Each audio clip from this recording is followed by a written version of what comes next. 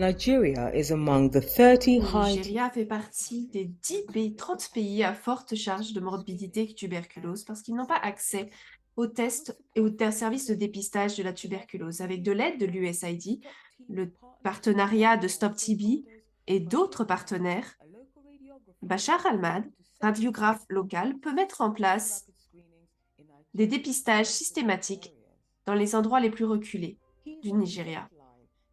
Il est vraiment sur la ligne principale pour sauver des vies, permettant à des communautés assez éloignées, en utilisant le système de radiographie numérique ultra portable et les sites, le modèle, le logiciel également d'intelligence artificielle. C'est ma responsabilité de prendre cette situation et de collecter donc les différents éléments. CAO pour TB est très utile parce qu'il permet de détecter le TB à une très grande, un taux très précoce. Et deuxièmement, la carte thermique peut montrer les différentes plaques autour de la plate.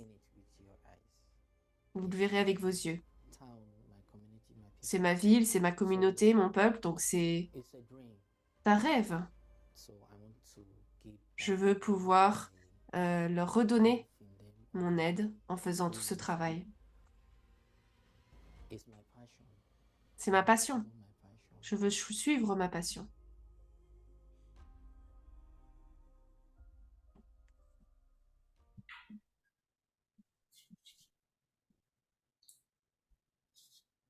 All right.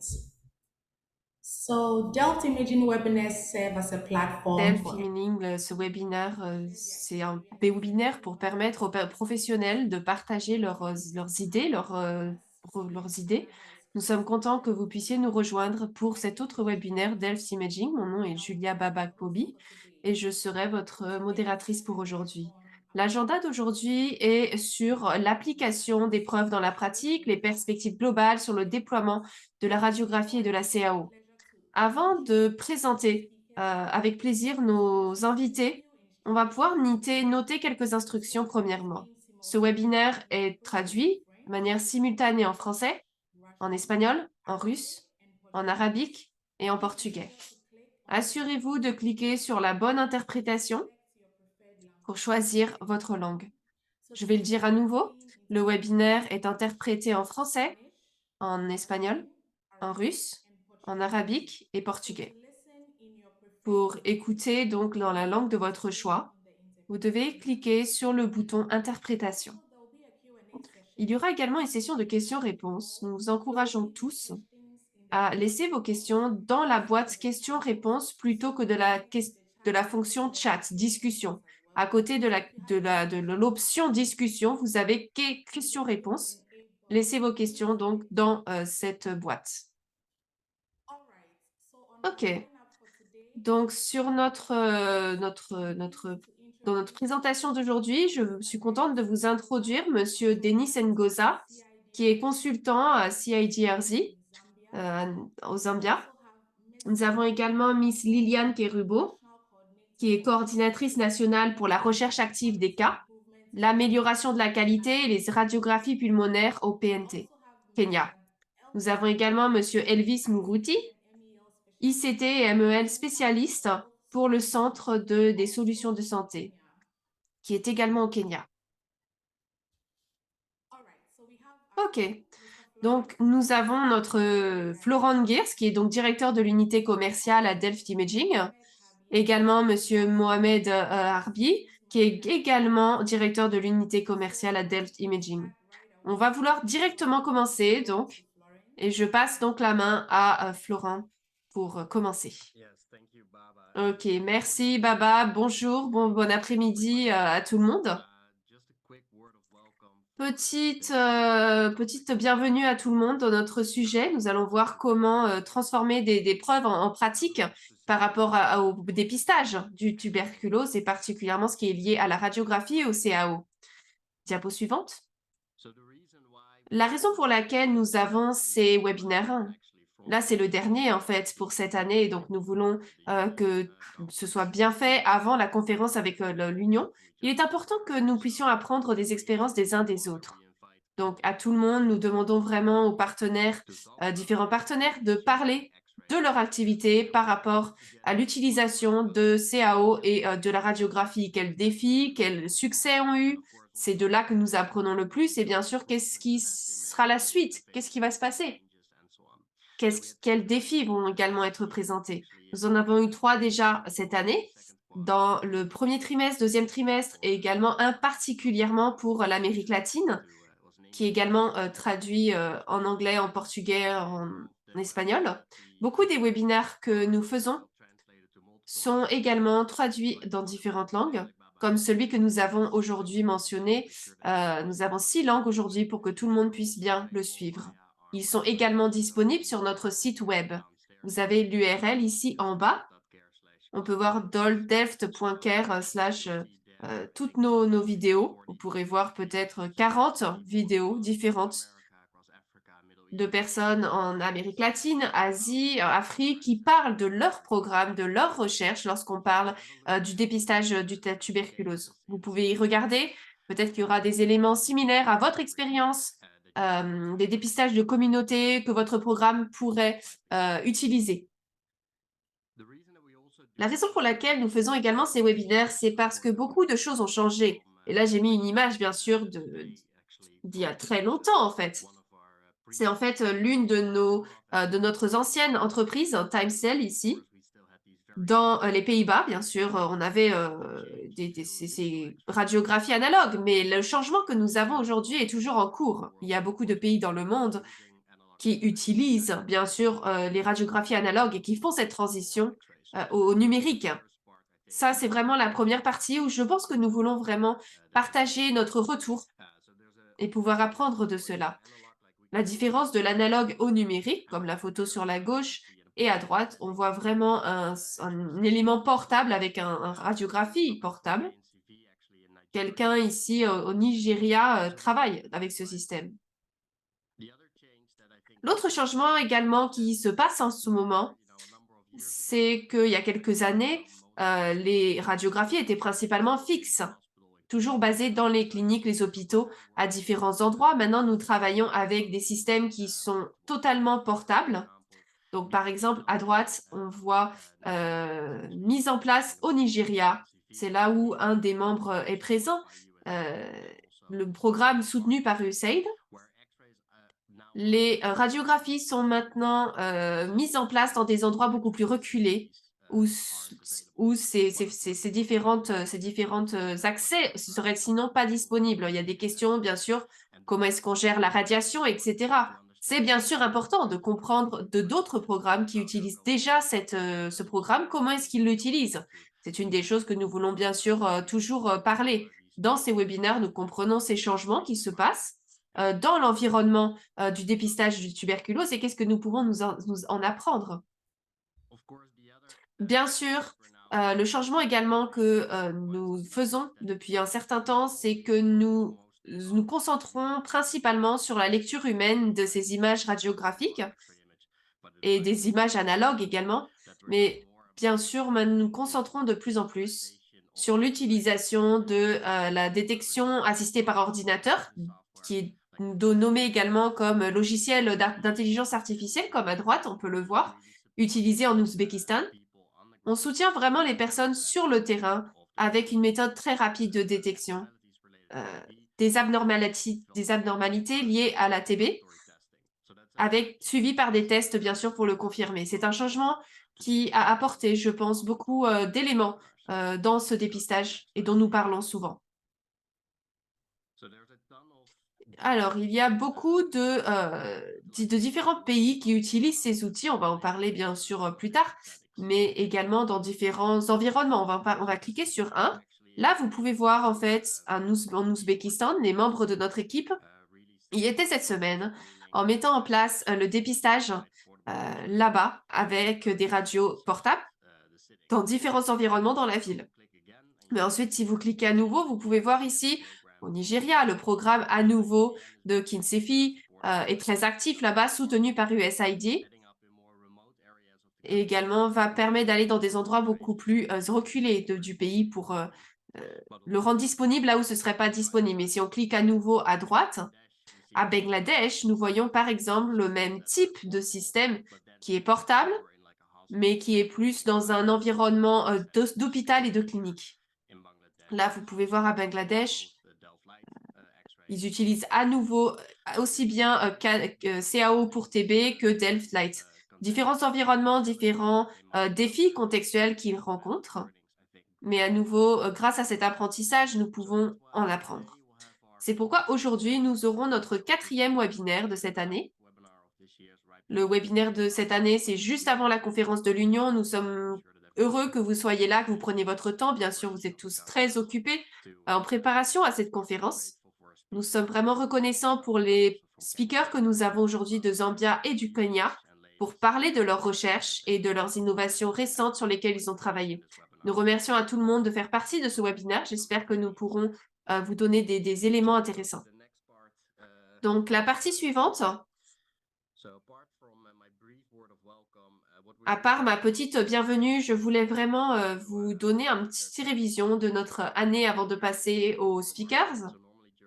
Généralement, pendant le webinaire, on invite toujours, comme je l'ai mentionné, nos partenaires pour parler de leurs efforts sur le terrain. Et je crois que c'est bien sûr ce qui est plus important, mais parce que nous sommes à la fin de l'année, nous voulons également partager certains éléments, comment nous avons soutenu des programmes, ce que nous avons expérimenté, pour donner un peu de contexte de notre côté. Bien sûr, nous sommes un fournisseur de solutions. Diapo suivante. Donc, premièrement, nous regardons principalement pourquoi est-ce qu'il y a un accent mis sur l'utilisation de la radiographie thoracique et CAO. Donc là, j'ai mis certains éléments de USAID, Global Fund, vous voyez voir à gauche. Le Fonds mondial reconnaît les limitations de ces dépistages, mais met en place, bien sûr, les outils et les différents éléments pour permettre à ces radiographies thoraciques et CAO d'être mises en place. Ils veulent améliorer la qualité au niveau national. Au-delà des plus petits projets, utiliser des dépistages en masse. On en parlera plus tard également.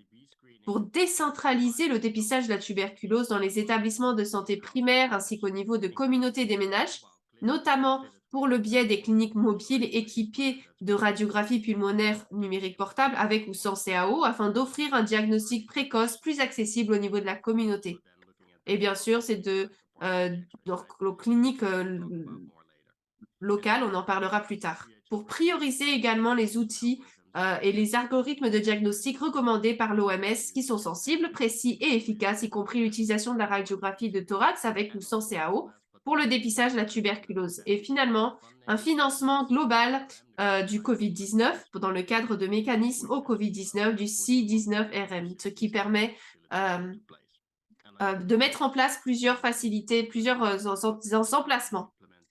Donc, nous devons concevoir et mettre en œuvre à travers l'USAID des interventions de dépistage à tuberculose de haute qualité, rentables et systématiques, et d'améliorer l'accès aux nouvelles technologies telles que la radiographie numérique avec l'intelligence artificielle. C'est un petit peu la politique qui est présente derrière tout ce contexte et pourquoi beaucoup plus de pays parlent de l'utilisation de la radiographie, particulièrement de ces logiciels CAO. Diapo suivante.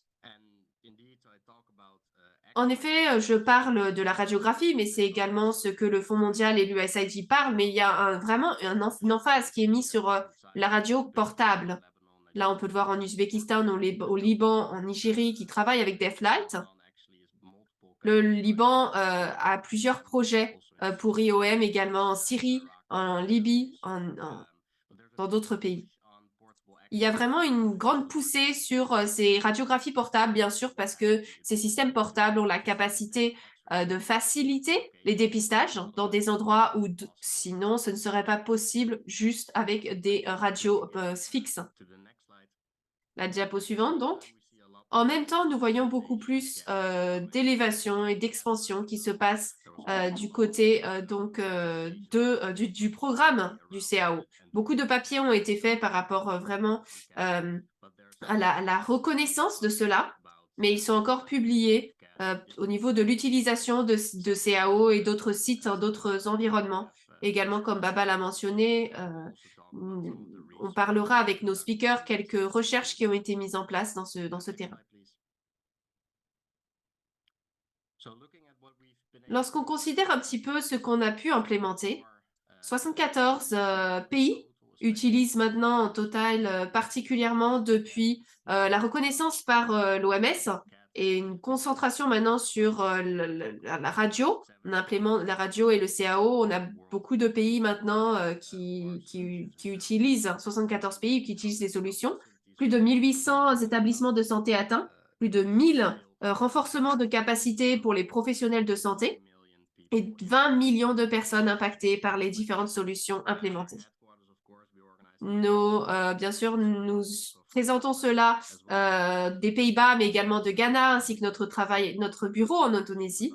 Nous travaillons de manière très proche avec nos partenaires au Nigeria pour également mettre Delft Imaging Nigeria à cause de la grande base d'installation que nous avons dans ce pays-là.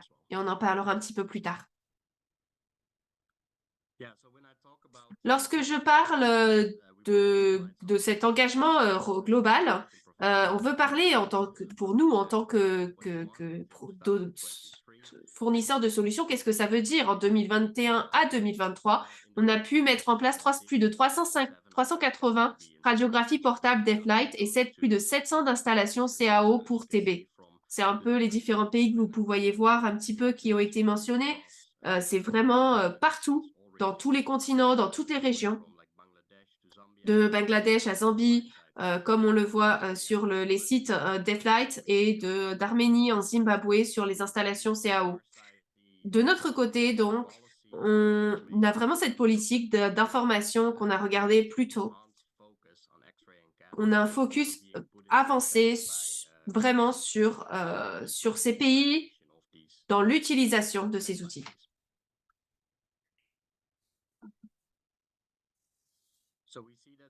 Là, nous pouvons voir que dans différents projets, et il y en a bien sûr certains qui sont de nouveaux partenaires et assez récents, qui ont assez récemment utilisé ces outils, particulièrement dans cette dernière période dont j'ai parlé. Par exemple, on voit le Ouzbékistan, le Tadjikistan qui travaillent depuis récemment, mais également des partenaires comme Bangladesh, etc., qui font partie de notre équipe depuis 2014 et qui avaient à l'époque DeafLight, mais qui avaient des radiographies fixes à l'époque, et qui donc obtiennent d'autres solutions, le portable également soutenu par USAID et d'autres. C'est une combinaison à nouveau de personnes qui ont utilisé depuis longtemps ces systèmes de radio et d'autres qui commencent à utiliser principalement des radios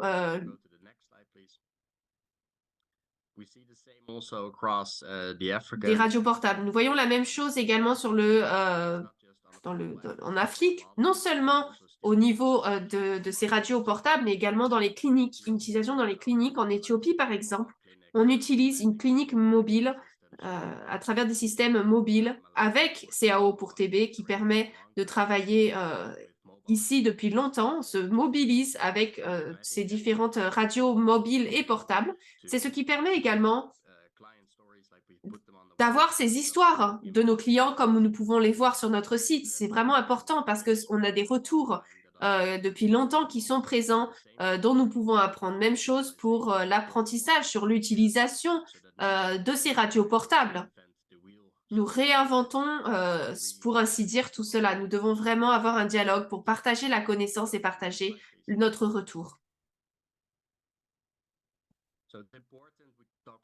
Il est important que nous parlons vraiment de ce système donc, de radio portable, mais bien sûr, nous devons nous concentrer bien sûr sur le fait que c'est adapté à chaque situation. Si vous voulez une solution beaucoup plus portable, à cause bien sûr de leur taille, vous perdez bien sûr un petit peu de contenu, mais c'est un peu de ce dont nous parlons avec nos différents clients. Quel est l'environnement dans lequel vous voulez le mettre en place et quelle est la meilleure solution pour cela? Par exemple, nous avons des systèmes très portables comme DeafLight, Deaf Ultra, qui peut atteindre 50 à 100 photos sur la journée.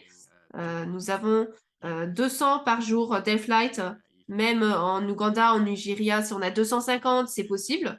Ensuite, on va avoir des systèmes comme le Mac, qui a été qui a été pris beaucoup par le CR19 Funding. Nous avons différents systèmes fixes et d'autres installations dans des cliniques mobiles. Il est important donc de noter qu'il y a vraiment, il n'y a pas un seul système qui va bénéficier tous les environnements ou tous les contextes. C'est vraiment considérer qu'est-ce qui est le plus important, le système le plus important pour ce que vous voulez atteindre. Bien sûr, tout cela, la plupart sont en combinaison avec le logiciel CAO. Il considère l'intelligence artificielle, mais également avoir donc des différentes cartes thermiques, mais également avec le produit, les plateformes qui peuvent enregistrer les systèmes, en ayant par exemple des retours systématiques sur ce que cela veut dire au niveau programmatique. Et bien sûr, pouvoir soutenir cela avec le service du soutien, c'est-à-dire bien sûr des formations qui peuvent être faites en ligne ou sur site ou en hybride. L'apprentissage en ligne pour complémenter cela et bien sûr le service nécessaire. C'est important pour cela. Souvent, nous parlons de bien la première implémentation et l'achat de ces systèmes. Mais le plus important, c'est que ces investissements qui sont faits puissent bien, avoir le coût le plus bas de propriété parce qu'ils peuvent être utilisés pendant très, très longtemps et vraiment l'utiliser de manière effective pendant les années à venir. Je pense que c'est vraiment là où tout s'assemble et on peut voir vraiment l'implémentation totale non seulement du hardware, mais également lorsqu'on considère le logiciel, du site d'intelligence artificielle, la construction de ces capacités doit aller ensemble, non seulement tout cela seul, mais on considère également les nouvelles solutions qui sont mises en place. Les personnes doivent être formées sur ce qu'on vient de recevoir, mais également avec le temps et sur beaucoup de programmes qui sont utilisés, les personnes veulent peut-être quitter le programme, le rejoindre, etc. On regarde vraiment la construction de capacités pour pouvoir reformer les gens avec le temps sur l'utilisation de ce système. Et également le service et la maintenance dont j'ai parlé. Pour nous, nous cherchons à avoir avec nos partenaires une vue aussi holistique que possible pour pouvoir implémenter ces solutions, pour pouvoir faire cela de notre côté directement. À nouveau, il y a un service et un soutien technique sur 94 pays. Bien sûr, nous voulons étendre cela au-dessus de ce que nous avons déjà en 2022. J'ai mentionné à nouveau des soutiens beaucoup plus étendus en Nigeria, mais il y a d'autres projets également, particulièrement en Amérique latine, mais également à travers le Moyen-Orient pour travailler avec IOM sur d'autres projets, bien souvent sur des pays qui ont des défis tels que la Syrie, l'Irak, etc. Des fenêtres sont mises en place afin que nous puissions servir et soutenir ces pays comme tout autre pays afin qu'il puisse y avoir des partenaires de services et un soutien nécessaire disponible également dans chaque pays dans lesquels nous opérons nos projets. Je veux parler un petit peu plus des projets infrastructurels qui sont présents. J'ai mentionné les notes d'information du Fonds mondial qui parlaient d'aller au-delà des plus petits projets, mais d'étendre vraiment au niveau national. Et c'est ce que nous voyons ici dans cette dernière année particulièrement. Beaucoup de cela a été rendu possible par ce financement CR19. Donc, de tels projets nous permettent d'implémenter en Zimbabwe 31 Compass DR, des systèmes fixes, 14 Mac, et des mobiles, 45 CAO pour TB. En Mozambique, 54 Deaflight, donc des systèmes portables, tous avec ce système CAO 4 TB pour TB. Ce sont des projets partout dans le pays. Un que nous avons également pu travailler récemment, c'est le Pakistan, avec différents projets, mais sur la même période de temps. 104 systèmes Deaflight portables, 54 Mac fixes qui sont mis dans le pays avec 161 CAO pour TB. Donc, pour tous ces systèmes de radio. Également, le Nigeria, comme je l'ai mentionné, un grand partenaire de long terme pour nous. chaque utilisation a différents outils pour eux. Donc tout ce que j'ai mentionné, de EasyDR dans les cliniques mobiles, au Mac fixe, au système portable, etc. On le met vraiment en place là-bas et tous avec CAO pour TB. Il est important également de comprendre comment est-ce qu'on implémente de tels projets, comment est-ce qu'on les met en place. Et je voulais parler de cela un petit peu plus. Diapo suivante. Parce que je pense que c'est important, comme je l'ai dit, il est important d'avoir nos speakers externes toujours dans notre webinaire. Mais il est intéressant également de penser un petit peu à la manière dont nous abordons de tels projets. Peut-être que les programmes fonctionnent pour de mêmes efforts.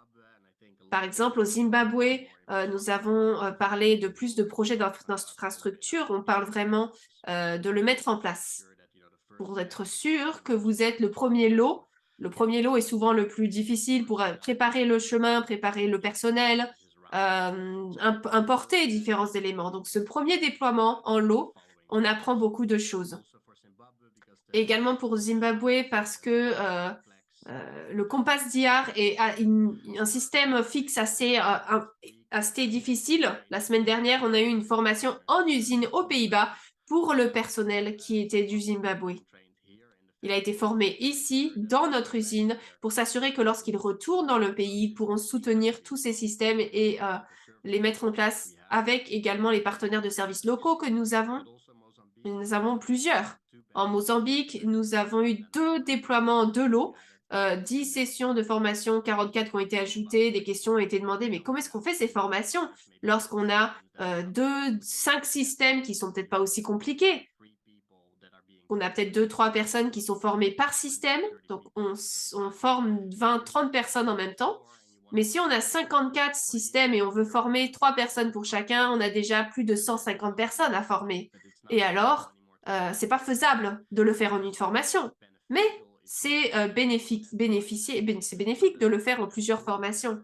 Donc ce groupe peut apprendre les uns des autres, se connecter les uns avec les autres, et également au niveau logistique. Donc on a organisé 10 sessions de formation centralisées dans différentes provinces dans le pays, soutenues par le partenaire de service local. Et les impacts sont mis en place maintenant. Comme je l'ai mentionné, il y a différents projets qui s'alignent en même temps. Et donc, nous avons différentes sessions de formation centralisées, soutenues par les partenaires locaux. Ces partenaires de service local sont importants parce qu'il faut pouvoir soutenir 160 sites dans le pays. Ce n'est faisable que lorsqu'on a la bonne infrastructure dans le pays qui est en place. Diapo suivante. Donc, nous avons beaucoup parlé de ces nouveaux projets qui ont été présentés, particulièrement dans les 2 dernières années, et ce que nous avons fait également il y a longtemps avant cela. Donc, ce sur quoi nous avons travaillé récemment, c'est de mettre cela dans un livre de projets que nous mettons en place, où tous ces projets sont présentés dans tous ces différents pays. Tous les projets de TB sont présentés sur le terrain, les implémentations, les déploiements dans le pays, les déploiements donc pour savoir est-ce que c'est le CAO ou alors la radio pour s'assurer que tous vous puissiez bien apprendre de ce qui pourrait être mis en place dans d'autres environnements similaires. Nous allons partager cela de manière électronique avec tous ceux qui sont présents aujourd'hui. Et nous l'aurons présent lors de l'union. Donc, si vous êtes là avec nous, on pourra vous donner une version papier. Diapo suivante. Donc, dernière partie de ma part, pour ce même effort, pour cette même raison de partage de connaissances et d'expériences, nous avons mis en place beaucoup d'améliorations et de mise en place sur notre site web également. Nous avons de nouvelles pages, des projets phares, des projets que nous avons mis en place pour regarder à plus grande échelle. Par exemple, au Nigeria, où nous avons construit des bases avec le temps, mais également des projets beaucoup plus grands, mais uniques, avec les nouveaux outils IMTP, financés par USAID et le partenariat Stop TB. Les implémentations pour plus de 60 systèmes en même temps dans plusieurs pays. Comment est-ce que ces projets sont soutenus? Qui est impliqué? Comment est-ce que cela fonctionne? Cela peut vraiment être trouvé dans le projet phare, cette page.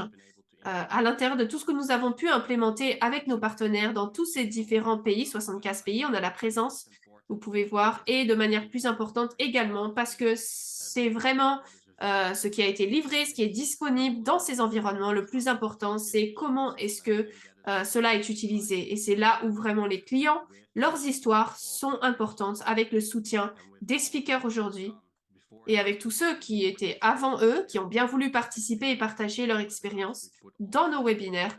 Nous les avons tous présentés ici afin que d'autres puissent apprendre de leur part et de leur expérience. Ça, c'était la partie dont je voulais parler aujourd'hui. Je vais passer maintenant plus de temps à écouter nos speakers et ensuite on passera la recherche que nous avons implémentée par la suite et les innovations qu'ils ont également pu présenter. Je repasse la main à toi, Baba. Ok, merci beaucoup, Florent. Merci beaucoup. Ok. Dans les 15 prochaines minutes, je vais passer la main à Monsieur Denis Ngoza. J'ai déjà présenté. Il va présenter sur l'évaluation des anomalies non tuberculeuses sur les radiographies pulmonaires numériques avec des scores CAO pour TB élevés dans le cadre d'une enquête sur la prévalence de la tuberculose en Zambie et en Afrique du Sud. Donc, Monsieur Denis Ngoza, à toi. Merci beaucoup. Bonjour, bon après-midi et bonsoir à tout le monde. Je suis content de faire partie de ce webinaire. Merci beaucoup à Delft Imaging. Mon nom est Denis Ngoza et je viens de Zambie. Je travaille donc pour CIDERS. Donc, ils ont une représentation sur la recherche que nous avons faite en 2021 jusqu'en août 2023. Et cela faisait partie de ma thèse également sur mon diplôme.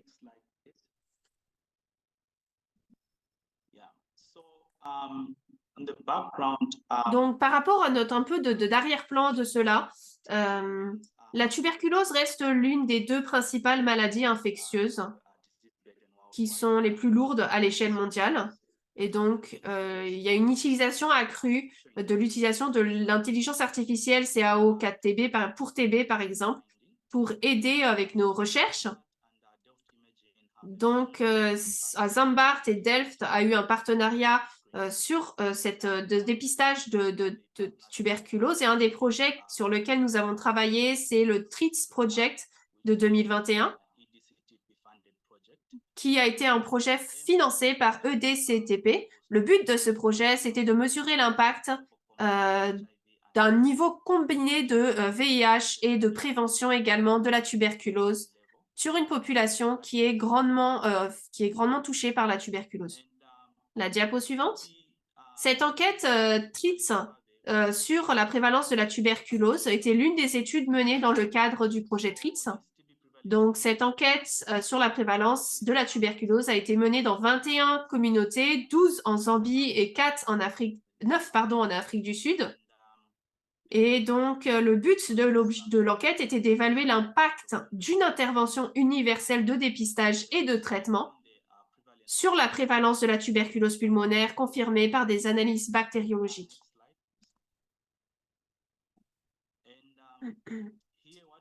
Ici, ce que nous pouvons voir, c'est les processus sur le champ qui sont faits dans ces différentes recherches de prévalence de la tuberculose. Au niveau individuel, les individuels qui sont suivis sont symptomatiques, font des dépistages, font des différents dépistages. Et donc, cela a été suivi par une disponibilité, différents systèmes qui ont été conduits. Ensuite, le statut de tuberculose a été donné à travers des révisions de cette radio de la pneumologue ainsi que d'une révision clinique. Donc, ces réunions permettent de reprendre la décision si c'est tuberculose ou pas tuberculose. Et ensuite, ça a été observé que non seulement les individus avaient un score élevé à la version 5 de CAOTB, n'étaient non sellement atteints de la tuberculose, basé donc sur la version 5 de CAOTB. Et donc, à ce point-là, il y avait plus d'intérêt pour faire une autre étude pour essayer de trouver la normalité sur ce groupe particulier eh bien de radio pneumologique qui avait un score élevé de CAO, lors du CAO. Cela nous amène ensuite à une étude sur l'évaluation d'abnormalités non tuberculeuses. Le but de cela, c'était d'étudier les anomalies non tuberculeuses identifiées par les radios de pneumologie numérique avec des scores CAO TB élevés à partir d'une enquête sur la prévalence de la tuberculose en Zambie et en Afrique du Sud. Et le but était de déterminer la prévalence des anomalies non tuberculeuses sur les radios pneumologues numériques avec des scores CAO élevés et caractériser les anomalies de ces scores. Dans notre méthodologie pour cette étude, c'était une analyse transversale emboîtée dans l'enquête TRITS sur la prévalence de la tuberculose. La population, c'était des individus qui avaient à peu près plus de 15 ans et plus, venant de 21 communautés. Et donc, nous avons inclus uniquement ceux qui avaient un haut score au CAOTB.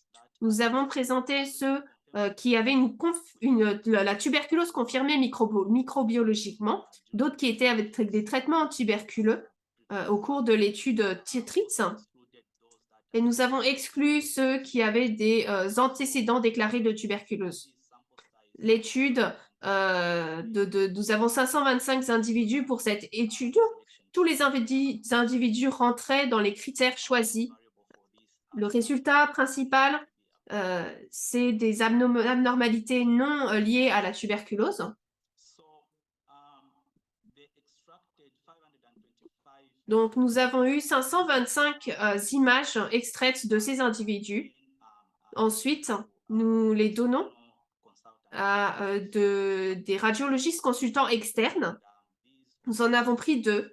Et ces 2 radiologistes consultants sont professionnels dans cela et ont pu développer et voir un peu les différentes... donc, les 2 comptes étaient séparés les uns les autres. On a fait un pré-test sur 20 images et la lecture générale de ces images s'est passée en février à mars 2022. Diapo suivante. Ce que nous pouvons voir ici, c'est la charte de notre étude. Puisque ça a été mis donc sous cette étude, ce que nous voyons ici, c'est que plus de 122 000 individus ont été utilisés. Et donc, de cela, uniquement de ceux qui étaient éligibles, nous ont visité ces différents sites mobiles. Et de cela, 49 547 ont été pris en soins. Et de cela, 1873 ont eu des scores élevés au CAO-TB. De ces 1873, après avoir ôté ceux qui n'avaient pas été diagnostiqués par le TB et ceux qui avaient un historique précédent de TB et ceux qui avaient des traitements pour la tuberculose en ce moment, c'est là où nous avons pu rester avec uniquement 525 individus pour notre étude, comme échantillon pour notre étude. Ici, là, nous voyons la lecture de l'image, les caractéristiques des participants que nous avons eus dans cette étude de prévalence de la tuberculose. Des 525 images que nous avons eues, 46,7% avaient des abnormalités liées à la tuberculose. Et des hommes, il y avait 50% avaient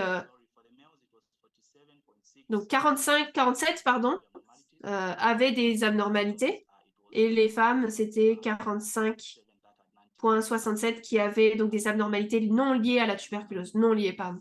Lorsqu'on regarde la médiane, pour ceux qui avaient des abnormalités, c'était 43, 53, et ceux qui... il y avait des statistiques donc pour ces personnes qui avaient des différences sur ces scores.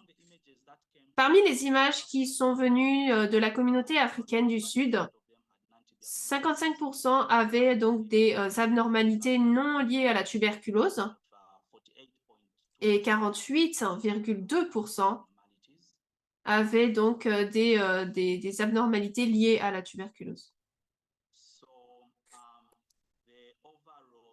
Donc, la lecture générale, l'accord sur lequel nous avons pu rentrer, c'était 62%. Et donc, le kappa était de 0,2. Diapo suivante.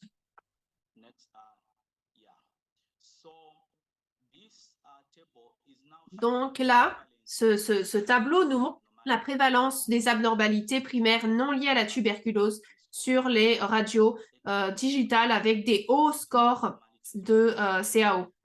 Les hauts scores ont été rapportés et nous avons caractérisé les différents éléments là où ils rentraient. Donc, c'était une parenchyma des poumons, également pleurase, donc sur les vaisseaux sanguins. La plupart venaient d'ici, donc qui étaient liés à cette fusion et environ 8,8% suivis par ces différents éléments. Mais nous avons également beaucoup de prévalence. Par exemple, nous avons le TB dans 2,7. Nous avons également eu donc ce qui était signé comme étant maligma, mais qui était donc à 2,1%.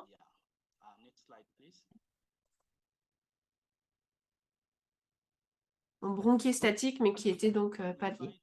Lorsque nous regardons ensuite l'abnormalité non liée à la tuberculose, ce que nous voyons ici, c'est que la plupart des abnormalités non liées à la tuberculose rapportées étaient liées au parenchyma des poumons, au pleura, au cœur et au grand vaisseau, et au médiastinum. Sur cette diapo suivante, vous voyez, là, nous avons essayé maintenant de catégoriser cela par différents pays, mais nous ne voyons pas vraiment de différence majeure dans ces abnormalités basées sur les différentes localisations de ces deux pays. Diapo suivante. Là, ce que nous avons, nous montrons une boîte, la distribution des scores de CAO sur ceux qui avaient des abnormalités non liées à la tuberculose. Et ce que nous voyons, c'est que pour la parenchyma du poumon, le pleura, le cœur et le médiastinum, nous avons à peu près 78 à 80 à peu près. Et ensuite, nous avons vraiment le plus haut qui était donc à 86 à la fin ici. Diapo suivante. Donc, le résumé de nos trouvailles sur cette étude, sur les 525 radiographies pulmonaires inclus dans cette étude, 46,7% présentaient des anomalies non tuberculoses et de ceux-là, 11,4% avaient des anomalies non tuberculoses multiples, c'est-à-dire plus d'une abnormalité non tuberculose. Et la plus prévalente, c'était donc la parenchyme pulmonaire suivie de la plèvre. Et ensuite, l'anomalie non tuberculose les plus fréquentes, c'était l'épanchement, la calcification pleuraux et la cardiomégalie. Et nous disons qu'une une identification d'un grand éventail d'anomalies non liées à la tuberculose sont dues à des infections non transmises. Les implications donc des trouvailles de nos études, c'est que Le CAO-TB a une possibilité d'intégrer des algorithmes permettant de détecter d'autres anomalies non liées à la tuberculose et présentant un intérêt clinique parallèlement à la tuberculose, qui est l'objectif principal pour CAO-TB. Et de plus en plus nécessaire, vu à cette augmentation de ces maladies, il est nécessaire pour CAO-TB d'augmenter cette capacité d'augmenter et d'identifier l'augmentation des maladies non transmissibles. Certaines des abnormalités qui peuvent être considérées dans cette étude peuvent être des épanchements pleuraux qui sont vraiment liés à beaucoup de problèmes sous-jacents. Peut-être on peut considérer la cardiomégalie et des masses, des nodules qui peut être du cancer du poumon. Et nous pensons que cela peut rendre CAO-TB plus attractif pour les utilisateurs finaux dans les programmes de recherche active de cas de tuberculose, parce que alors dans des situations où CAO-TB n'est pas trouvé, eh bien on pourra peut-être chercher d'autres abnormalités au niveau pulmonaire. Dans des pays comme la Zambie, par exemple, ces dépistages sont importants parce qu'il y a beaucoup de défis. Plus d'éléments sont importants. Donc, les forces et les limites sont les suivantes. Les points forts, c'est que nous avons un radiologue consultant, plus de 20 ans d'expérience dans la lecture des images. Nous avons l'expérience également de faire d'autres évaluations. Nous avons également une longue liste d'anomalies à rechercher. Nous avons donc eu un aveuglement des radiologues pour minimiser le biais de lecture. Ils n'étaient pas conscients les uns des autres de ce qu'ils lisaient. Les limites, la tuberculose ne peut pas être exclue à 100% car les tests bactériologiques peuvent l'avoir manqué. Peut-être que c'était présent dans la poitrine, mais on n'a pas pu le voir. Donc, la prévalence des anomalies qui a été rapportée était basée uniquement sur le diagnostic radiologique. Et nous reconnaissons bien sûr le fait que certaines anomalies non tuberculeuses nécessitent des examens médicaux plus poussés. Et la diapo suivante. Donc, ce que j'ai présenté est publié sur le journal de la BMC. Et donc, comme je l'ai dit dans le préambule, cette étude a été faite sous le programme EDCTP2, financé donc par eux. Je voudrais donc reconnaître et remercier le TRITS-TB, l'étude de prévalence. Et nous remercions également Delft Imaging aux Pays-Bas et également les 21 communautés qui ont participé dans cette étude de prévalence de la tuberculose, où cette étude a été faite. Merci, merci à vous. Ça, c'est la fin de ma présentation. Je repasse la main donc à la gérante. Merci beaucoup, Denis. Il est intéressant de voir également que beaucoup de personnes sont intéressées dans votre message. Nous avons pas mal de commentaires dans les questions-réponses. Ok, donc maintenant on va passer à la présentation suivante. Je suis contente de présenter Miss Liliane Kerubo et Mr. Elvis Muruti. C'est donc une présentation 2 en 1 cette fois-ci. Donc je passe la main à eux deux pour qu'ils puissent nous donner leur présentation également. Ok, merci Julia pour cela. Comme présenté, mon nom est Liliane Kerubo, je travaille pour le programme de recherche nationale pour faire cette recherche active de cas, l'amélioration de la qualité, les radiographies pulmonaires. Aujourd'hui, donc, nous allons présenter et parler de l'intégration de Tibulins et de CAO-TB, des leçons tirées de l'expérience du Kenya. Et donc, je vais commencer en mentionnant, en introduction, le nouveau projet dans notre pays, suivi par le processus, la mise en place des nouveaux outils. Donc, pour cette implémentation, nous avons été soutenus par l'USAID et le partenariat Stop TB, qui a soutenu donc la mise en place des 3 projets, c'est-à-dire la technologie numérique d'adhésion, DAT, Tibulims, et la diagnostic de lead laboratoire, TPT et le radio numérique. Je passe donc la main à mon collègue pour faire la présentation. Nous aurons donc 15 minutes pour partager avec vous nos expériences. Donc, je vais passer la main à Elvis et présenter donc les leçons tirées de notre pays. Merci Elvis.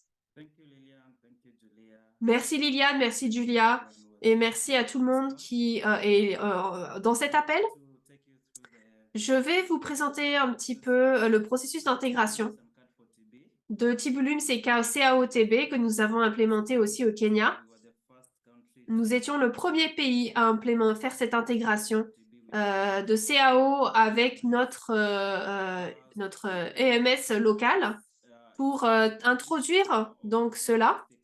C'est donc ce système de connectivité, Tibulims, qui connecte l'Internet et également le CAO-TB. Ce système a maintenant 10 ans. Nous avons commencé avec Genix Spark. Et comme mes collègues l'ont dit, à travers le soutien de USAID et de Stop TB, nous avons eu l'intégration d'un nouvel outil CAO-TB qui a été implémenté en 2021. 2022, nous avons donc la diapo suivante. INTP a commencé en juillet 2021. Après cela, nous avons vu la création d'un subcomité pour la formation du CAO-TB. La moitié, donc environ mai de l'année dernière, nous avons l'arrivée des machines CAO-TB. Et en Kenya, nous avons commencé avec les radiographes et bien sûr les employés, les former afin qu'ils puissent avoir tous les éléments nécessaires pour lire les images. En juillet 2022, nous avons une distribution et une lancée de ces machines. Et à travers cela, nous sommes dans cette évaluation, bien sûr, de la radio, de tous les sites et s'assurer que nous sommes prêts et que, bien sûr, nos travailleurs sont protégés de la radiation et sont conscients. Donc, Tibulims, la connectivité a été lancée en décembre 2022 officiellement. Et bien sûr, la diapo suivante. Nous avons eu tout un processus pour mettre cela en place et pour s'assurer que nous sommes prêts pour l'intégration. Donc, lorsque nous avons lancé les machines dans les différents endroits, nous avons vu qu'il y avait des problèmes parce qu'ils étaient présents en termes de données. Il y avait différentes variables que nous voulions mesurer, mettre en place, collecter des données durant l'utilisation de cette machine. Donc, nous avons vu que les machines CAO-TB avaient des logiciels préinstallés et que ce logiciel était utilisé pour les données, mais pas assez avancé pour de la programmation. Donc, il nous fallait sortir un petit peu du terrain qui a été utilisé et du module CAO-TB pour s'assurer que nous pouvions utiliser le Tibu en avançant. Et c'est là où nous l'avons intégré avec notre solution locale nationale Tibu qui est déjà existante. Nous avons vu également que ces machines étaient accès en ligne à distance et nous avions le besoin d'avoir cette information nous-mêmes à distance ou plutôt dans un système général où peu importe où on était, on pouvait se connecter au système et avoir accès aux informations, aux différents éléments. Au niveau donc des différentes régions. Ce système a été mis en place, donc il nous fallait une intégration pour s'assurer que l'information était disponible en temps réel avec quelques clics, à quelques clics. Donc, pour mentionner un petit peu, nous avons eu, à partir des différents éléments que nous avons vus, il nous fallait planifier un processus pour identifier ce que nous pouvions faire et s'assurer que nous soyons complètement incorporés, que nous ayons tous les éléments dont nous avions besoin, que nous puissions faire une intégration avec les solutions locales. Le premier élément que nous avons fait, c'est d'identifier les variables de suivi et d'évaluation dont nous avons besoin. Donc, dans cela, nous avons vu, nous avons amené différents éléments, différents radiographes, biologistes, différentes images. Et nous avons également une équipe clinique parce que nous avions besoin d'informations là-dessus sur, par exemple, le TB du patient, la température indiquée pour chaque patient qui prenait cette image. Donc ça, c'est au-dessus de la démographique, bien sûr, de d'autres personnes. Donc, nous avons identifié ce suivi, ces variables de suivi et d'évaluation. Ensuite, nous sommes passés à un document de retour du business pour les différents modules de CAOTB. Et donc, après avoir interagi avec l'équipe Delft, nous avons vu que nous aurions besoin d'une passerelle API. Bien sûr, c'est un grand élément pour les compagnies et les machines.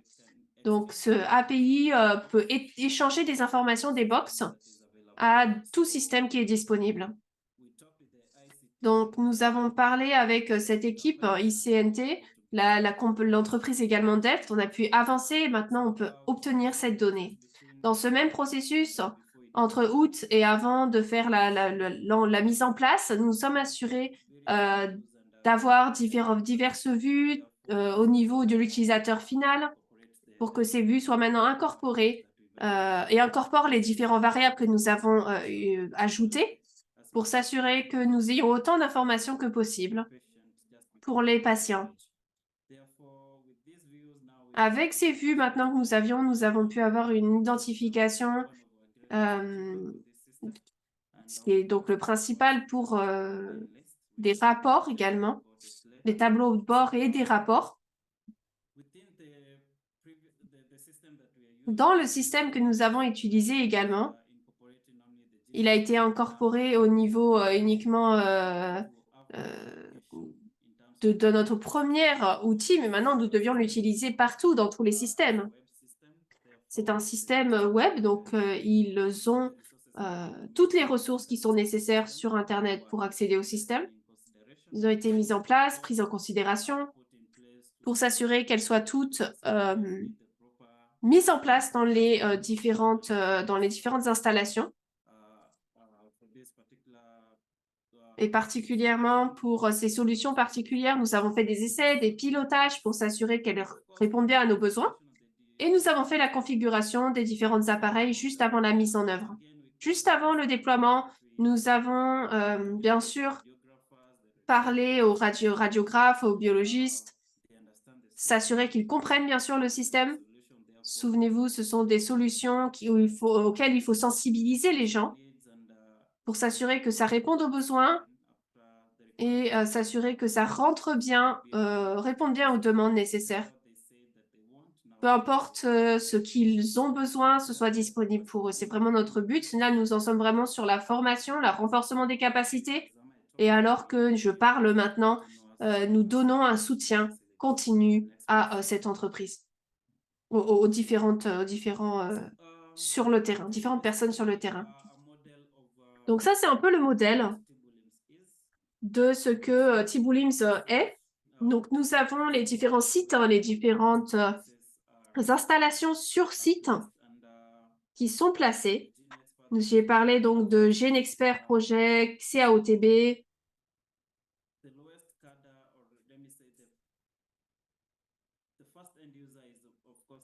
Le premier utilisateur, bien sûr, c'est le radiographeur, la personne qui voit l'image. Donc, c'est là où la première capture de données est prise. Ensuite, nous avons les différentes API. Souvenez-vous, ce sont des systèmes qui ont leur propre système, qui travaillent indépendamment. Donc, avec les différents API, les interfaces d'application qui ont été mis pour CATB, par exemple, et d'autres CATB, c'est le principal sujet aujourd'hui. On a pu avoir toutes les données, l'arrière-plan, les informations, pour s'assurer que toutes les images qui soient données dans le database. Une fois que ces informations sont ensuite disponibles, tout cela nous conduit au côté, donc l'utilisateur peut avoir accès aux informations dans le système. Maintenant, l'idée d'avoir cela, l'idée était d'étendre la connectivité du réseau actuel d'instruments de diagnostic de la tuberculose et prendre des dispositions pour faciliter l'intégration des futurs outils de diagnostic. Et ensuite renforcer la gestion active du réseau d'instruments de diagnostic de la tuberculose afin de transmettre les résultats en temps réel utiles et de contrôler à distance les performances des instruments. Les images puissent être ensuite mises sur le serveur et partagées en temps réel. Le mandat, bien sûr, l'exigence pour cela, c'est de s'assurer que, il y a un suivi facile des instruments et qu'on puisse avoir toutes les informations dont on a besoin.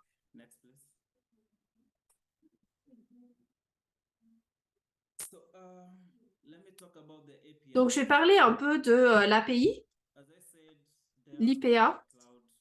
Donc, il y a un ensemble cloud.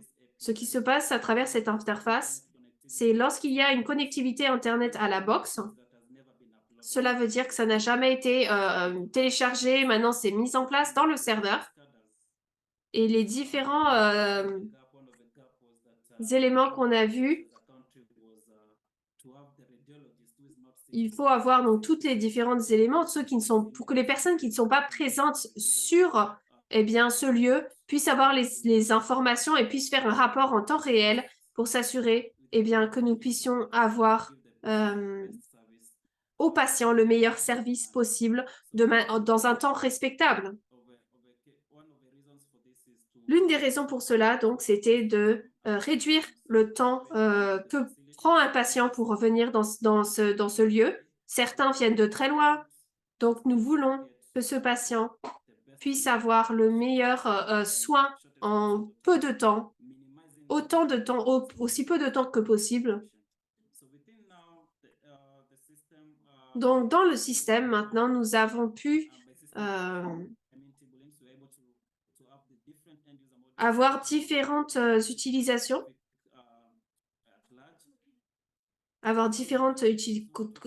parler à différentes démographies. Nous avons ensuite le diagnostic de données, c'est-à-dire que nous évaluons CAD, CAO, TB, par exemple, on voulait savoir si ce patient a eu une toux, s'il y a une fièvre, s'il y a, par exemple, des transpirations, et nous voulons nous assurer que toutes ces données soient données. Nous voulons voir la pression également qu'il peut avoir, quel est le taux de respiration pour ce patient. Donc, toute cette information est collectée plutôt que avec les images. Donc, lorsque ces données sont sauvegardées, à travers l'API, nous avons maintenant les images de la radio et toutes les informations également pour ce patient. Donc, nous avons les données du patient, l'historique, etc. dans la CAO box. Donc, comme je l'ai mentionné plus tôt, la box est connectée à l'Internet, comme je l'ai dit, et les images qui sont téléchargées sont prêtes automatiquement et on peut avoir un centre de données complet pour un patient. Bien sûr, cela se passe en temps réel et jusqu'à maintenant, l'Internet est disponible. Une fois que nous avons donc l'information et qu'elle rentre dans le serveur basé sur le CAD, CAO Box et sur le score, bien sûr, CAO, il peut donner différentes images et nous donner le retour. Quelque chose que je n'ai pas mentionné, c'est qu'au Kenya, nous travaillons avec environ 40, en dessous de 40 du niveau du score, ça doit être vu par un radiologue. C'est pas un grand pourcentage, c'est à peu près 15% de nos données, de nos patients plutôt, qui ont pris les images et qui donc qui avaient un score moins de 40. Ok. Donc là, c'est un petit peu la représentation schématique de la mise en place de cette API et du flux d'informations depuis le terrain. Nous avons les boîtes CAO, et également les différentes images, l'ordinateur. Et nous écrivons donc sur l'ordinateur pour avoir accès aux données. Cela permet donc de donner à Delph toutes les images, d'avoir ce système où le patient peut avoir donc toutes ces informations. Et s'il veut vérifier son image, eh bien, on a le setup cloud et l'API qui nous présente, qui ensuite envoie cela à Timbulims et aux utilisateurs finaux. Donc, qu'est-ce que nous avons atteint avec ce système Timbulim et tout simplement de l'intégration de cela avec CAOTB? Nous avons vu que les images et les rapports de l'intelligence artificielle sont accessibles en se connectant à n'importe où à Internet, n'importe où on est. Et donc, les radiologues peuvent rendre compte des images dans un délai d'1 heure, basé sur l'historique du patient, les différents éléments, les informations de triage que nous avons. Et bien sûr, dans le système, maintenant, nous pouvons incorporer l'aspect également de donner les résultats du laboratoire en temps réel. Si on a un score donc à plus de 40, eh bien, il est sujet à un test. Lorsque le résultat est donc donné dans le même système, eh bien, le résultat peut être donné, entré et ensuite donné. Cela donc permet ensuite aux personnes qui ont la TB et ceux qui ont un score au-dessus de 40, que cela soit confirmé à travers différents tests que c'est bien le cas. Nous avons vu également le délai d'établissement des rapports qui descend, qui baisse, parce que si les images ne sont pas claires et que le score CAO n'est pas sûr, eh bien on peut demander une nouvelle imagerie ou alors un complément d'information sur les antécédents cliniques, par exemple, du radiographe à travers le système. Et notre but maintenant, c'est d'avoir les différentes mises à jour des machines pour s'assurer qu'à n'importe quel moment, on peut voir quelle machine n'est pas en ligne. Vous pouvez voir toutes les images, les graphiques qui sont en bas. On peut voir les différentes, là on en a 8 par exemple, on peut voir le temps réel de ces machines et l'utilisation en ouvrant juste le tableau de bord.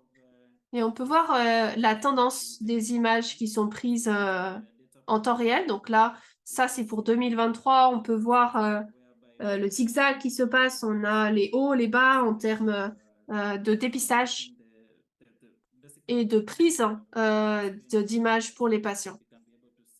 On peut voir donc cela en se connectant juste au système et en voyant donc les différentes commissions.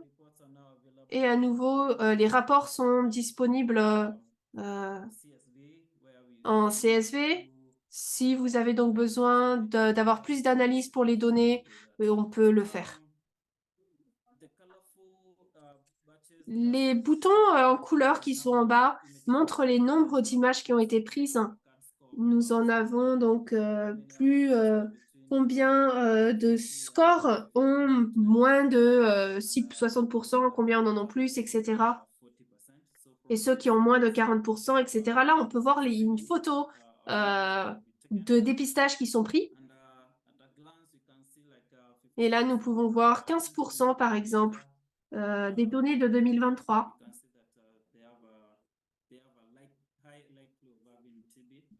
Ont un score élevé du TB. Donc, diapo suivante. Ce que nous avons pu apprendre de ce projet, de l'interprétation de ce projet, c'est c'est d'engager nos partenaires parce que c'est très important pour avoir un système qui fonctionne et qui est efficace. Il faut avoir un engagement de chaque partie prenante pour s'assurer que les besoins soient répondus. Le soutien et la réponse en temps réel du fabricant des outils de diagnostic de la tuberculose sont également essentiels parce que beaucoup de fois, on voit que nos box ont un problème, mais il y a un tel mécanisme en place que, on le met en contact direct. Il nous aide ainsi sur la longueur. Leur contact est toujours disponible.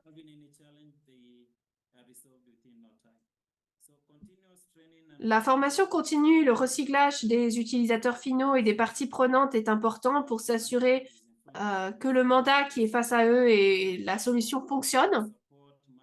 Donc, il y a un soutien, une cartographie de la couverture réseau disponible, des points forts, l'amélioration qui peut être mise en place pour s'assurer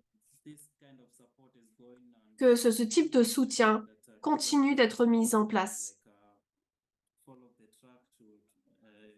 Ils peuvent suivre donc en termes, si jamais il y a un problème. À nouveau, point important, c'est de s'assurer que dans le paysage dynamique du diagnostic de la tuberculose, en particulier du diagnostic moléculaire, il est important de prioriser la flexibilité et l'amélioration de l'instrumentation pour permettre une intégration transparente avec les solutions de connectivité que nous avons maintenant. Désolée, il y a du bruit.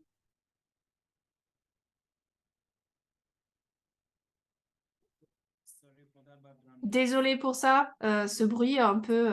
Je suis dans un hôpital en ce moment, donc il y a des assistants, des problèmes techniques un petit peu. Donc par rapport au dernier point, il faut s'assurer que les solutions qui sont données soient intégrées et s'assurer que les données qui sont utilisées dans ces données soient données, peuvent être téléchargées sur nos systèmes et s'assurer que nos rapports soient disponibles en un clic.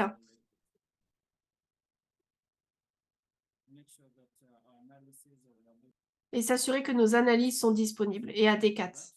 Désolée pour cela à nouveau. Donc, dernière partie, je crois que c'est à peu près toute la présentation que je voulais faire. Désolée, il y a eu un peu une interruption à la fin. Alors que j'ai fini, je veux reconnaître bien sûr le ministère de la Santé, qui à travers les différents programmes comme le Programme national de prévention contre la tuberculose, USAID, tous ces programmes nous ont permis de faire cette présentation, de nous avoir soutenus. Nous ne pouvons pas bien sûr oublier nos partenaires, USAID, Stop TB Partnership, CHS, PECBA, PEPFAR qui nous soutiennent. Donc, je repasse la main à la modératrice et merci beaucoup de nous avoir écoutés. Je l'apprécie beaucoup. Ok, merci à Elvis et merci Liliane également. Ok, on est presque à la fin de ce webinaire et je voulais passer la main donc à Mohamed. Merci beaucoup Baba, merci pour à tous les orateurs. Bonjour, bon après-midi, bonsoir à tous les participants. Ma présentation pour cette présentation, c'est de montrer les nouveaux produits et les améliorations pour vous donner un peu d'arrière-plan sur comment ces produits peuvent être améliorés et amenés. L'idée vraiment d'avoir ce webinaire, c'est de partager nos projets, nos vues et de partager surtout des expériences sur comment fonctionnent nos projets dans le terrain et qu'est-ce que nous pouvons améliorer l'impact qu'ont nos projets pour dépister les patients de tuberculose. Chaque année, nous avons une évaluation également de tous nos produits où nous l'introduisons dans un livret d'impact, le rapport d'impact de tous nos projets. Le but de cela, c'est de donner des idées également. C'est le but également de notre webinaire aujourd'hui, de vous donner d'idées à d'autres partenaires d'implémentation sur comment d'autres programmes et trouvailles peuvent aider dans le dépistage de la tuberculose. Cela nous donne également des informations sur comment nous pouvons constamment améliorer nos produits et vous donner la meilleure innovation pour avoir les résultats et améliorer les résultats année après année. Et je l'espère très bientôt que nous pourrons éradiquer cette terrible maladie qu'est la tuberculose. Donc, diapo suivante. Alors, la première amélioration est liée à notre DEF-Lite, donc c'est-à-dire connu comme la radio sac à dos DEF-Lite. Nous avons réduit le poids. Nous avons rationalisé les composants comme le détecteur, panneau solaire et support de générateur pour atteindre un point total de moins de 22 kg. Mais à part cela, à part le poids, nous avons également amélioré certains des sous-composants. Nous savons à quel point il est important d'avoir ce panneau solaire. Donc, nous avons une meilleure version de cela, Canon 702C, 703C maintenant à travers cette amélioration. Nous pouvons avoir un détecteur de lumière de dérive avec moins de radiation et une meilleure utilisation pour une utilisation meilleure. Bien sûr, avec notre DOB, il y a les panneaux solaires. Les panneaux solaires permettent de charger toutes les batteries que demande donc notre radio.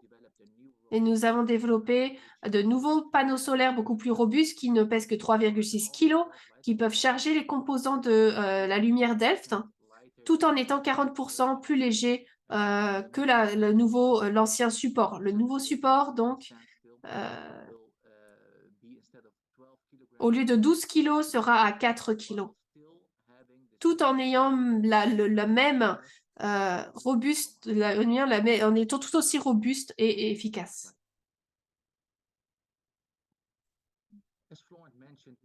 Donc, comme on l'a mentionné, nous avons une variété, bien sûr, comme Florent l'a mentionné, de machines de radiographie. L'ancien DEF-Lite peut faire plus de 200 expositions par jour. Delft Ultra peut faire 550 et 100 expositions par jour. Mais le Delft Ultra, comme présenté ici, c'est un système tout en un. Donc, l'image à gauche, c'est l'ancien, à droite, c'est le nouveau, la version nouvelle. Vous pouvez voir à nouveau tout de suite que l'écran était de 7 inches, maintenant c'est 10. C'est comme si c'était un iPad ou d'autres iPads, qui le rend donc pour l'utilisateur beaucoup plus facile à utiliser. On peut zoomer également dessus, identifier les images de radio beaucoup plus facilement que si c'était un écran de 7 pouces. La solution donc, de radiographie portable tout en un vient avec un ordinateur amélioré mis en place dans cette radio soutenue par CAOTB. On s'assure ainsi qu'il sera généré en moins de 15 secondes une image, toute en un système intégré. Ce système, bien sûr, vient avec des détecteurs de rayons X qui est à moins de 10 kg. Il n'y a pas besoin de connexion réseau ou électrique supplémentaire. Tout est présent sans fil. L'acquisition des images est intégrée de manière transparente dans la suite CAOTB. Et lorsque la capture des images et les résultats donc, à partir des captures d'images CAOTB sont donnés en moins de 15 secondes. J'en parlerai dans la diapo suivante. Niveau technique, nous avons donc 90 kV à 10 MAS et la capacité de la batterie est suffisante pour plus de 100 expositions. En addition à cela, nous avons également une possibilité d'équiper cette machine avec une banque d'alimentation qui peut assurer également le fait de charger vos équipements à distance. Pour le CAOTB, comme vous le voyez à l'image à gauche ici et ensuite à droite, vous voyez la box en elle-même. Merci en tout cas, merci beaucoup pour votre retour sur le terrain et d'avoir utilisé notre système à grande échelle. Nous restons bien sûr à votre service si vous avez des retours à faire. La nouvelle box CAOTB au lieu d'avoir tous les différents câbles, le router et la box, nous avons tout intégré dans un seul concept. Le concept de notre nouvelle amélioration est lié avec cette idée de concept tout en un. On essaie d'avoir des solutions tout en un. Non seulement, comme mon collègue Florent l'a mentionné, nous sommes un fournisseur holistique d'IA et de radio, mais nous voulons mettre tout dans un concept tout en un, une connectivité en transparente, avec moins de câbles et de dispositifs. Les nouveaux modules, donc, IA sont améliorés. Nous améliorons également les différents modules IA. Et nous voulons également inclure un score pour des anomalies multiples. De sorte que si vous avez implémenté ces différents éléments pour la TB lors de votre triage, en plus de cela, également, comme les orateurs l'ont mentionné, par rapport la base est très importante. C'est pour ça que nous avons le seuil. Nous avons eu le calibrage dynamique à seuil optimisé facilité. Et la valeur de ce seuil est importante pour ce système CAO-TB. Un seuil optimisé est critique pour une meilleure sensibilité, qui est la capacité d'identifier des cas et des spécificités. La détection rapide des cas négatifs. Si le seuil est trop bas, le système pourra conduire à plus de faux positifs et donc à des tests additionnels non nécessaires. Si le seuil est trop élevé, le système va mettre des vrais cas de faux cas. Donc, c'est pour ça que le seuil optimisé est important pour le rendre correct. Je l'ai dans la diapo suivante. Des exemples de à quoi cela ressemble. Mais on verra ça après avoir fini cette diapo. En plus donc des nouveaux modules IA et des nouvelles abnormalités, nous avons également vu donc la détection rapide de la silicose sur site est possible grâce à l'IA. C'est quelque chose que nos clients ont demandé. La silicose est principalement présente chez les miniers et c'est une nouvelle composant qu'on va présenter dans la nouvelle version de CAO. En plus de cela, nous avons de nouvelles fonctionnalités pour la gestion de données support client améliorée. Donc, sur la gestion des données, si vous voulez savoir combien de patients vous avez dépistés, si vous voulez voir quelle est la distribution d'âge, de genre, etc., vous pourrez tout voir de manière nouvelle dans une gestion de données afin que vous puissiez vous-même identifier si les efforts actuels sont aussi optimisés que possible afin d'avoir plus d'impact, trouver plus de ces cas manquants et aider beaucoup plus de patients à avoir des résultats et un diagnostic dont ils ont besoin de manière désespérée. Et également, si vous n'avez pas de connexion Internet, mais malgré tout, s'il y a une question ou un problème que vous voulez faire, nous avons amélioré notre support client en offrant un système de billetterie hors ligne.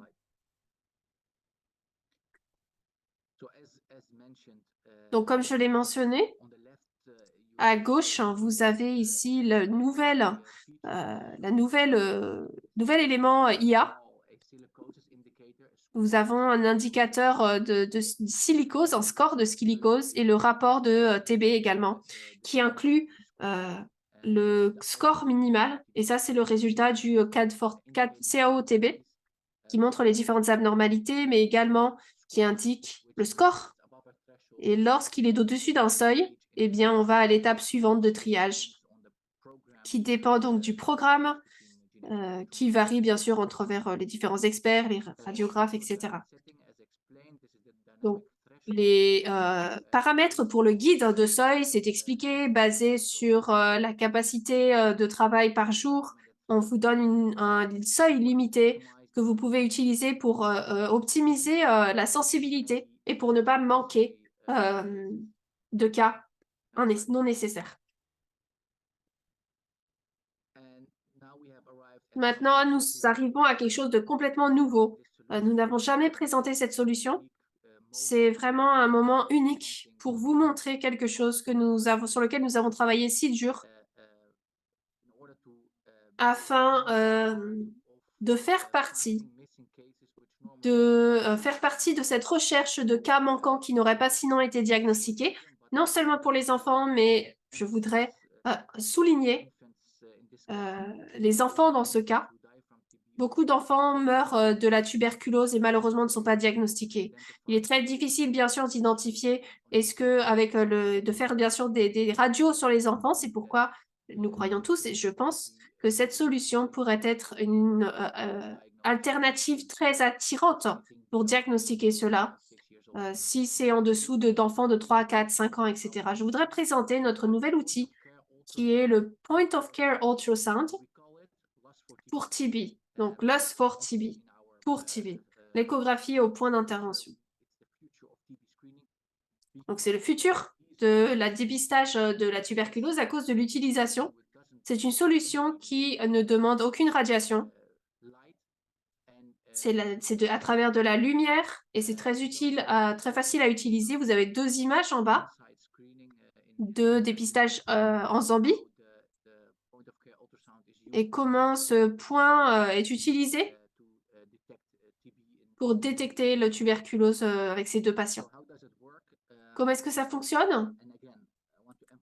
À nouveau, je vais souligner que l'ultrasound de ce point de soin peut être soit utilisé seul ou alors en lien avec les autres outils que nous avons. C'est lié à un système mobile, soit un mobile, téléphone ou une tablette. Et l'étude que nous faisons actuellement en Zambie, c'est pour utiliser un protocole très simple, comme vous le voyez en haut, dans l'image du thorax. Et ce protocole ne demande aucune visualisation des images, mais plutôt avec une intelligence artificielle nous donne un résultat que nous pouvons utiliser, que cette personne ait besoin d'aller, pour savoir si cette personne a besoin d'aller à un test suivant ou pas. Et pour les enfants particulièrement, nous faisons cette étude également en Zambie et nous voyons si d'autres facteurs peuvent avoir un indicateur important pour montrer le TB. Nous espérons qu'avec cet outil, nous pouvons, dans le futur, identifier ces cas d'enfants qui manquent. Diapo suivante. Et je crois que c'est tout pour moi.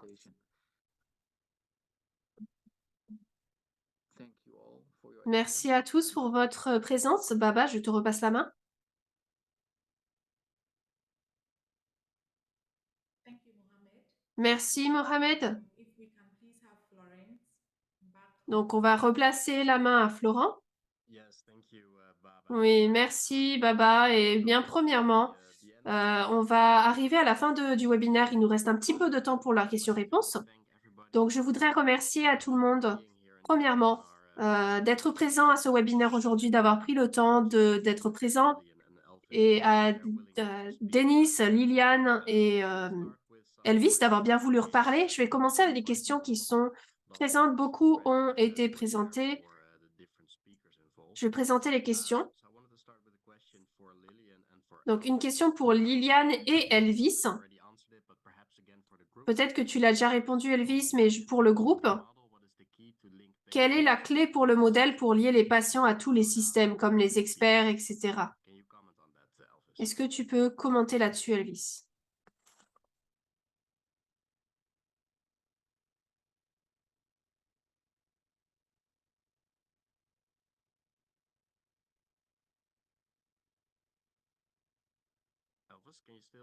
Elvis, est-ce que tu nous entends encore? Ou Liliane, sinon?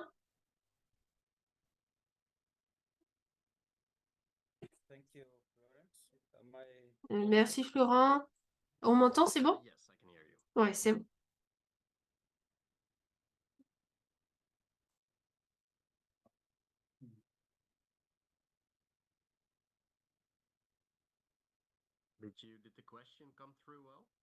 Est-ce que tu as bien entendu la question?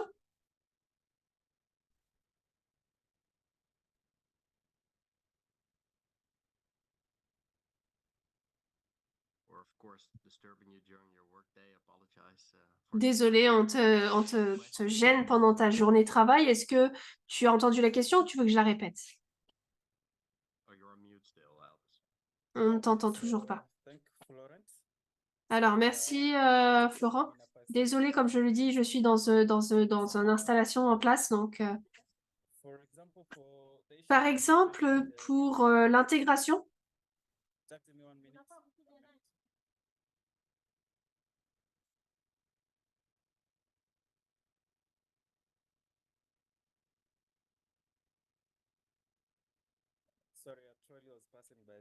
désolé, il y avait des personnes qui passaient.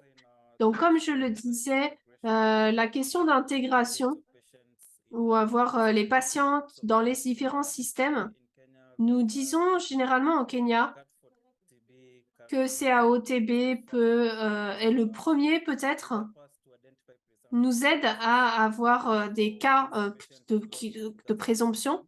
Par exemple, un système peut-être, un patient peut voir dans le système en faisant cela, en ayant par la suite un test. Avec Tiboulim, on peut avoir un lien avec, on a un lien avec ces systèmes, on peut identifier un patient dès le début. Nous pouvons donc voir le système qui est le même, qui va avec le patient, qui est apte donc de l'emmener à ce point-là. Donc le lien de ce patient devient facile envers ce patient. Parce que premièrement, nous avons le système général de l'IA.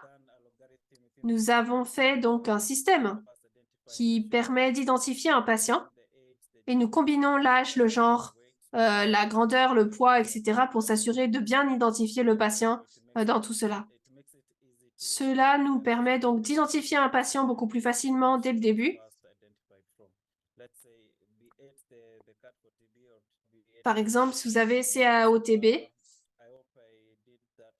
j'espère que j'ai bien répondu à la question. À nouveau, peut-être que quelque chose que je n'ai pas mentionné, c'est que je suis le développeur de ce système. Et donc, il a été facile de faire un lien peut-être pour moi entre les différents systèmes.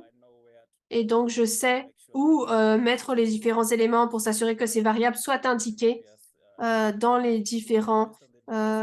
basées sur les différents modèles que j'utilise. J'espère d'avoir répondu bien à cette question. Donc.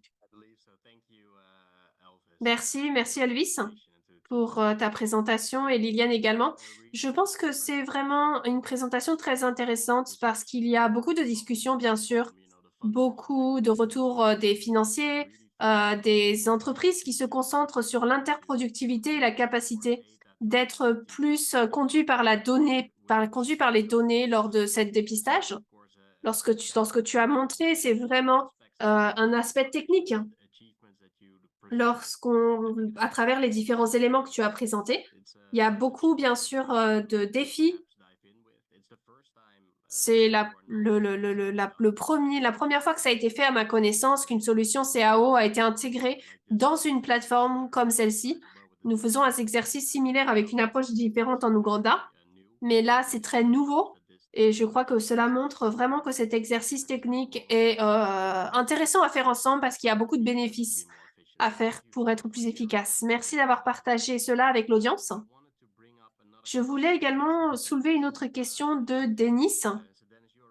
Denis, tu as déjà répondu cela, une question pour Denis. Peut-être que tu peux la répéter pour le groupe. C'était une question de Rodney. Merci pour l'étude très intéressante. La question, c'est comment est-ce qu'on sait que ce sont des abnormalités non liées à la tuberculose? Il semble que les réponses par rapport au traitement, j'ai vu ta réponse par peut-être les traitements par rapport à la tuberculose sont complètement négatifs. Merci beaucoup pour cela. C'est une question en fait très intéressante. Pour commencer, donc, d'après la liste des abnormalités non liées à la tuberculose que nous avons eues, on peut commencer en disant que ça dépend de la normalité. Je donnais un exemple de cardiomyalgie qui est normalement rapporté basé sur un autre test. Donc, une anormalité là-dessus nous montre que quelqu'un a peut-être un historique un antécédent ou pas de tuberculose. Pour les autres cas d'abnormalité non liée à la tuberculose, ça retourne en fait à l'étude. Ceux qui avaient donc un score très bas ou plus élevé de CAOTB, nous enlevons ceux des personnes qui avaient des diagnostics liés donc soit à la tuberculose ou aux cardiomyopathies. Nous reconnaissons également que nous ne voulions pas que ce système puisse lire beaucoup de résultats ou beaucoup d'éléments autres. Particulièrement notre population, par exemple en Afrique du Sud, la population là-bas a beaucoup de changements. Nous essayons donc, il est difficile d'ôter ceux qui ont des antécédents de TB, mais nous reconnaissons bien sûr le fait que ce n'était pas 100% correct, bien sûr. Peut-être qu'il y a peut-être des personnes qui ont été sous les traitements pour le TB, mais qui l'ont eu malgré tout. Il y a peut-être des personnes, bien sûr, sur des traitements TB qui, pendant ce traitement, étaient présentes dans notre étude. Mais les résultats, la manière dont les résultats ont été présentés, ne veulent pas dire que ceux qui ont des anomalies non liées à la TB avaient tort. Parce que le score en TB était malgré tout élevé. Donc ceux qui avaient beaucoup d'anomalies non liées à la TB, le but c'est qu'est-ce qui permet que ce score de TB soit malgré tout élevé? Dans la lecture, donc, les radiologues ont pu rapporter librement ce qu'ils sentaient qu'il y avait un problème. S'ils sentaient, il y a une possibilité qu'il y ait un changement, il y a une possibilité qu'il y ait encore un problème, ils pouvaient le faire. S'ils sentaient qu'il y avait malgré tout de la tuberculose, ils pouvaient le faire. S'ils le faisaient, c'est vraiment le focus à ce moment-là. Parce que nous pensions aux anomalies non liées à la tuberculose. C'est intéressant parce que il est intéressant de voir à quel point la prévalence de la proportion de cela permet de voir ces différentes anormalités. Parce que même dans ces différentes radios pulmonaires, où on enlève ceux qui ont eu, par exemple, déjà la tuberculose, il est possible que une personne qui a eu la tuberculose, sur ce rapport, il y avait peut-être la cardiomyopathy. Peut-être qu'il a la possibilité qu'il avait d'autres problèmes, mais ça sera peut-être présenté comme ayant une anomalie non liée à la tuberculose, comme étant une masse, ou d'autres éléments indicateurs de ce type d'anomalie. Le problème, donc, sera de prendre ces individus de manière individuelle et s'assurer qu'ils soient dépistés de manière correcte et suivis, et de manière appropriée, les envoyer vers un type de soin qui leur sera approprié. C'est vraiment intéressant donc de voir comment d'autres types d'analyses peuvent venir et nous montrer les proportions de cela. Donc lorsqu'on on voit tout cela, c'est une des raisons pour laquelle nous suspectons d'avoir par exemple des anomalies, parce que certains auraient pu, alors que d'autres peut-être n'étaient pas des anomalies non liées à la tuberculose. Merci. Merci, Denis, d'avoir partagé ta présentation et ta recherche avec nous. Je pense que c'est un sujet très important en ce moment, bien sûr, après l'approbation de l'OMS par CAOTB. On est vraiment dans ce cadre. La question vient alors, comment est-ce que cela fonctionne en lien avec d'autres implémentalités? J'en ai déjà parlé, bien sûr, en lien avec ce que nous faisons avec CATB 8 qui arrive, la version qui arrive bientôt, mais c'est un grand sujet, donc merci d'avoir partagé cela. On a un peu dépassé le temps, il y avait beaucoup de questions. Nous espérons d'avoir répondu autant que possible, mais je veux en prendre quelques-unes qu'on peut répondre de notre côté. Il y a une question de Léonide. Quel est la screening, les critères pour le dépistage? On regarde l'équipe, quel est leur retour. On peut également voir le type de projet qu'on implémente. Est-ce que c'est une entrée unique sur le CAO, sur la radio? On regarde un peu ça, bien sûr. De manière réalistique, la réponse, c'est que parfois, il faut voir ce qui est disponible sur le terrain. dans des plus petits pays ou dans des îles ou dans des environnements à des faibles revenus, peut-être que ce sera moins possible. On espère malgré tout de présenter le meilleur soutien afin d'aider. Je pense qu'il est bien mentionné en lien avec cette question que lorsque nous regardons au CAO et particulièrement aux radios, un soutien peut être donné de manière souvent en ligne, à distance. Donc nous disons, OK, nous avons besoin de quelqu'un parfois sur le terrain, parfois c'est le cas, mais nous trouvons que beaucoup de choses peuvent être résolues à distance, donc c'est bien. D'autres questions peut-être qui sont intéressantes à regarder. Il y avait une question sur l'utilisation d'une box ou alors le cloud. Je pense qu'il est intéressant de regarder la question. J'ai trouvé OK. Quels sont des défis liés avec l'utilisation du cloud ou de la box dans des lieux où il y a peu de ressources? Le cloud, bien sûr, demande une interconnectivité, la box, non. Donc, en fait, ça dépend vraiment de votre interconnectivité. Je dirais ceci pourtant, je pense que 99% de tous nos partenaires, quasiment tout le monde, utilise la box CAOTB. La raison pour cela, c'est parce qu'en termes de vos efforts de dépistage, vous ne voulez pas être dépendant de la disponibilité d'Internet. C'est pas seulement est-ce qu'il y a d'Internet, premièrement, dans une région particulière où vous dépistez, dans un endroit assez éloigné, mais la question est également est-ce qu'il est assez rapide pour donner les résultats, pour avoir les retours nécessaires. Donc je pense que dans la plupart des régions, la box est plus intéressante en termes d'interconnectivité, la vitesse est un challenge. Donc 99% de nos partenaires utilisent la box parce qu'ils ne veulent pas se fier à la cloud. Bien sûr, le cloud peut complémenter la box, de sorte que si l'Internet est disponible, eh bien, différentes boxes peuvent s'assembler, d'envoyer leurs données au cloud afin qu'elles puissent être disponibles de manière centrale. Peut-être que c'est un point intéressant donc à noter. Peut-être que je peux voir une autre question. On va voir, on dépasse un peu le temps. Il y a une question sur la force ou la faiblesse du système IA CAO-TB par rapport aux autres systèmes disponibles dans le monde. Je ne peux pas commenter sur tous les autres logiciels, mais je peux commenter sur les CAO-TB. On n'en a pas parlé dans cette dispensation, mais dans cette présentation. On a commencé CAO il y a 20 ans, avant que l'IA ne soit vraiment le sujet chaud comme il est aujourd'hui. Parce qu'on y a travaillé si longtemps, cela nous a permis d'obtenir vraiment beaucoup de validations scientifiques avec des partenaires tels que Denners et d'autres dans le monde, ce qui nous a conduit aux 75 publications que nous avons maintenant, nous permettant d'être celui qui est le plus scientifiquement validé. Et parce que nous avons fait cela depuis 20 ans, eh bien, nous sommes implémentés le plus largement parce que nous avons eu beaucoup d'expérience là-dessus. Je pense que c'est un point intéressant.